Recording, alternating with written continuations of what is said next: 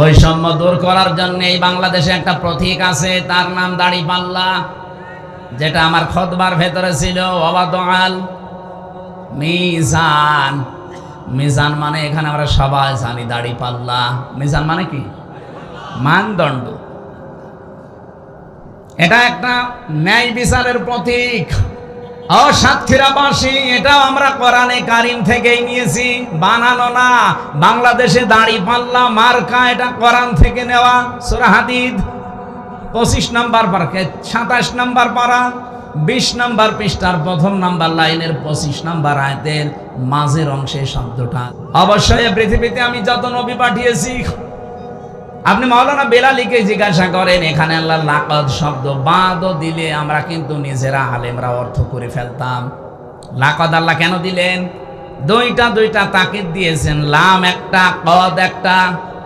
আল্লাহ guarantee দিয়েছেন দুইবার।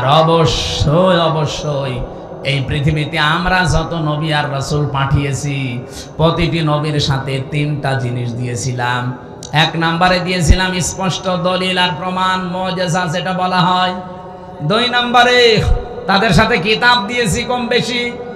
3 নম্বরে তাদেরকে আমি মিজান দিয়েছি, দাড়িপাল্লা, যেটা আমরা মনে করি ন্যায় বিচারের এই প্রতীকটা দিয়েছি। কেন জানো? লিয়াকুমান নাসু বিল কিসতি, তারা যেন মানুষের ভেতরে ন্যায় বিচার কায়েম করতে পারে।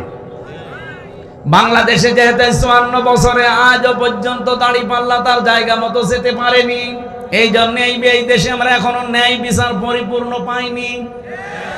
কি কথা বললেন না? এটা যদি সত্যি এবার জায়গা মতো যায়, আমি গ্যারান্টি দিচ্ছি কোরআনের দিকে তাকিয়ে আপনি ন্যায় বিচার পাবেন। কোরআনের কথা মিথ্যা হবে? কত কিছু তো দেখলাম 54 বছরে কিছুই সত্য হয়নি। এবার এইটা দেখেন, কিতাব ওয়াল মিজান আল্লাহ দিয়ে শেষ করে দেননি আয়াতটা। যদি শেষ করে দিতেন আমি আয়াতই পড়তাম না।